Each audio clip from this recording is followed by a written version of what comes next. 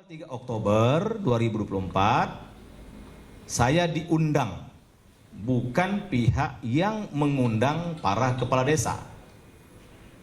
Saya diundang, ada bukti suratnya dan itu juga disampaikan ke Mahkamah Konstitusi. Jadi saya diundang.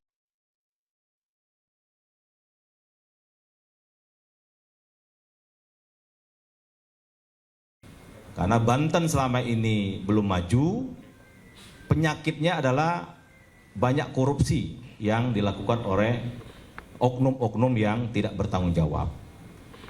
Jadi saya ulangi lagi, tanggal 3 Oktober 2024, saya belum Menteri Desa dan tidak lagi menjadi Wakil Ketua MPR. Karena saya berhenti menjadi Wakil Ketua MPR tanggal 30 September 2024. Jadi clear itu saya bukan sebagai Menteri Desa, saya sebagai pribadi anak bangsa waktu itu tidak menjadi Wakil Ketua MPR lagi dan belum menjadi Menteri Desa. Kemudian yang kedua yang didalilkan oleh MK adalah acara haul dan hari santri di pondok pesantren kami. Sudah disampaikan secara terbuka oleh Bawaslu.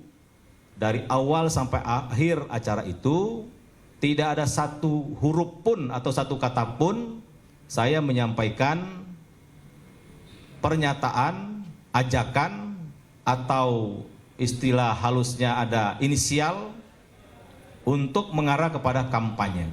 Jadi dan itu sudah kami sampaikan juga saksi fakta waktu di MK bahwa tidak ada kampanye apapun di acara Hari Santri dan Haul orang tua kami itu. Dan waktu itu Bawaslu langsung hadir. Dan peserta haul dan hari santri itu dari banyak provinsi, dari banyak kalangan. Dihadiri oleh anggota DPR RI, ada tamu dari Jawa Barat, dari Lampung, dari Bengkulu, dari Jakarta, dari kabupaten kota Banten yang lain, dari Pandeglang, Kota Serang. Intinya bukan hanya warga Kabupaten Serang. Ada rektor hadir, ada PJ Wali Kota hadir, ada Sekda hadir. Jadi itu memang betul-betul murni acara haul dan hari santri. Dan sekali lagi Bawaslu langsung mengawasi dan menyatakan memang tidak sama sekali ada kampanye. Nah yang ketiga yang mereka dalilkan adalah kunjungan kerja saya sebagai Menteri Desa ke Kabupaten Serang. Ini alhamdulillah saksi fakta mereka, penggugat, yaitu pihak Andika, Saudara Hulman, Kepala Desa yang mereka hadirkan. Saudara Hulman menyampaikan di Mahkamah Konstitusi, ketika Saudara Hulman mengikuti kunjungan kerja saya di dua tempat, mereka sampaikan di depan Majelis Hakim, bahwa Mendes sama sekali tidak melakukan kampanye apapun. Dan ini juga dibenarkan oleh Bawaslu. Nah itu mungkin kronologis, jadi dalil-dalil yang MK sampaikan perlu saya luruskan dengan 3 dasar tadi.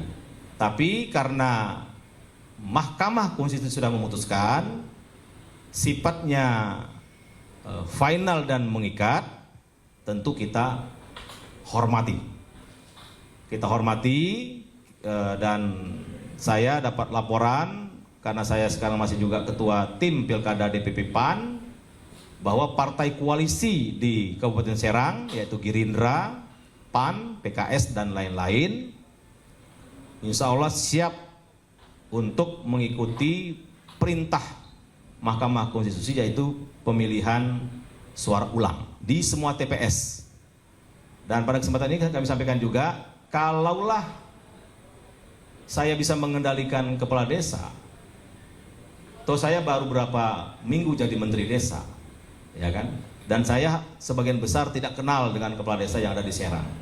Dan saksi yang mereka sampaikan, hadirkan waktu di Mahkamah Konstitusi, yaitu Pak Kades Julang namanya, bisa dilihat di YouTube itu di sidang MK, Pak Haji Karsa apa Karso tuh saya nggak kenal. Dan saya memang belum pernah berinteraksi sama beliau, belum pernah juga ke desa Julang, tapi faktanya 02 yaitu Zakian Najib pemenang di situ. Artinya bukan karena faktor saya. Jelas-jelas kepala desanya kan nggak dukung saya, bahkan di pihak sebelah kan. Tapi masih bisa menang telak 02 itu. Artinya saya meyakini dan menghargai suara rakyat di Kabupaten Serang. 71% kemenangan yang dibatalkan oleh Mahkamah Konstitusi kemarin itu benar-benar suara rakyat.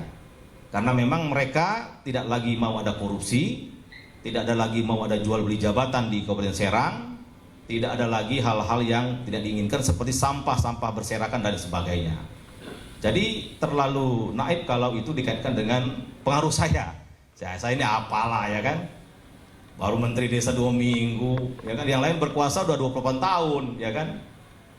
Ya kan. Ada juga pihak sebelah itu menggunakan rumah dinasnya yang disewa uang rakyat untuk markas pemenangan, gitu loh.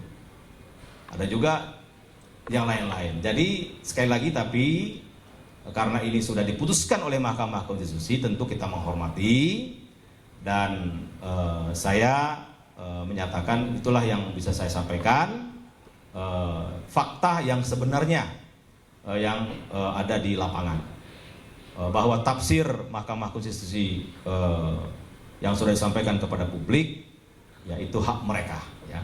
Tapi kami punya fakta sendiri dan sudah kami sampaikan di Mahkamah Konstitusi, tapi fakta-fakta itu tidak dijadikan dalil atau dijadikan pertimbangan oleh Mahkamah Konstitusi sama sekali. Saya kira itu cukup ya, udah banyak itu. Terima kasih. Wassalamualaikum warahmatullahi wabarakatuh.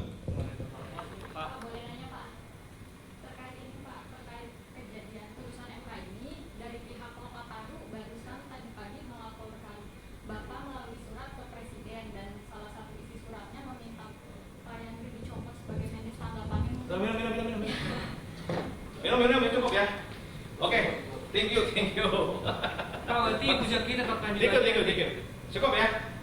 Minum dulu santai. Terima kasih Pak.